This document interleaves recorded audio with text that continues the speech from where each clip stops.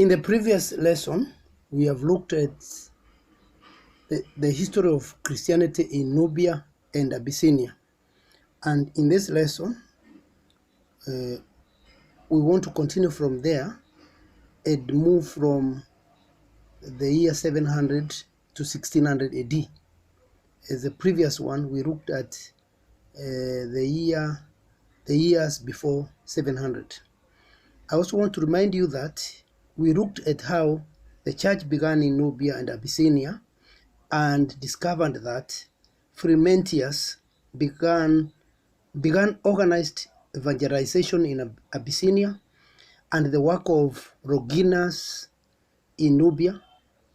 And in this lesson, we continue from there and look at churches in Nubia and Abyssinia before the year 700 to 1600 AD or CE for that matter, and of course their encounter with Islam, especially after the coming of Islam. First, Nubia. After the Muslims conquered Egypt in 641 AD, a frontier was established between southern Egypt and Nubia. A treaty was subsequently made around the year 650 AD between the Arabs of Egypt and the Nubians of Dangora, in which the Arabs agreed to leave the Nubians alone if the Nubians would stop raiding their border towns of Egypt.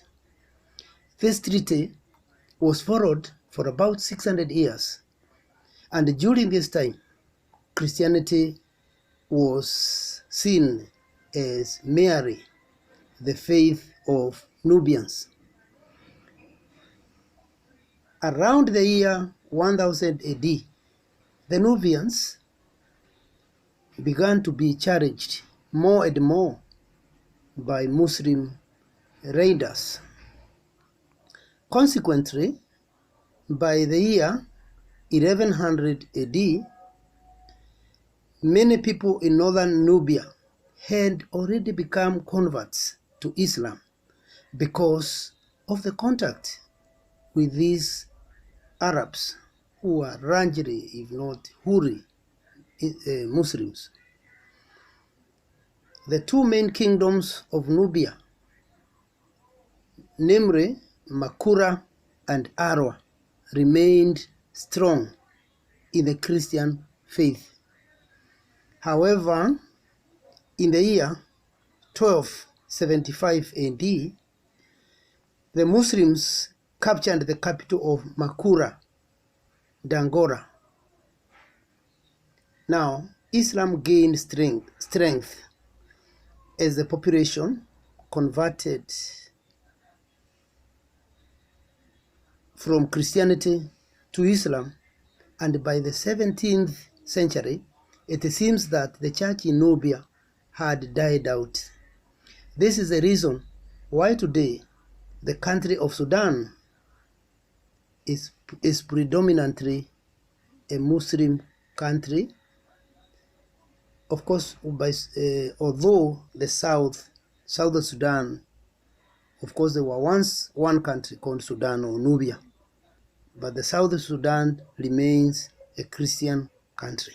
But the northern Sudan is purely an Islamic country.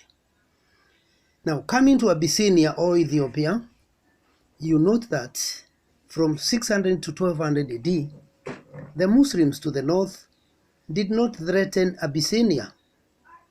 However, Muslims had also settled along the coast of Red Sea, and by the late 13th century, the Ethiopians found that the Muslims were cutting them off from the sea. From the year 1270 AD, every king that came to power had to fight the Muslims and was able to contain them for a while. Most famous was Zara Yacob, who became the king of Ethiopia in 1434. However, during the reign of King Rebna Dengo, that is 1508 to 1540 AD, the Ethiopians met their darkest hour, for a Somali Muslim chief invaded Ethiopia and defeated them because of being well armed. He conquered much of the northern Ethiopia and even captured the powerful kingdom of Axum. He then went on to burn down the Christian homes and even churches. They were razed down.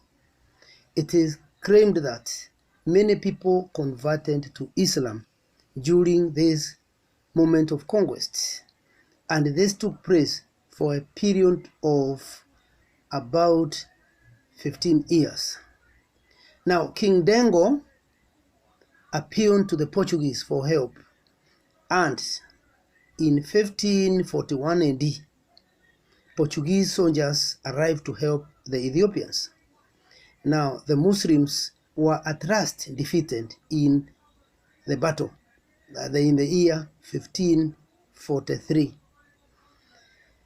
when Somali chief was killed and the rest of Abyssinia recaptured by the Christians using the Portuguese support. With the help of the Portuguese, the church in Ethiopia was saved and in a way restored. We have come to the end of an important period in African church history. Now, since the 16th century marks the beginning of a new attempt at evangelism in Africa. And when we look back over almost 1500 years of Christianity in Africa, we find that there were still Christian churches alive on the continent. The Coptic Church of Egypt, although surrounded by Muslims, was still functioning in parts of Egypt, while the church in Ethiopia had managed to defeat the invasion of Islam and preserve Christianity on the continent.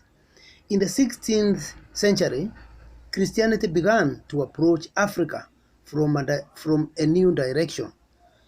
And of course, it's a different direction, but the 16th century marks a major turning point.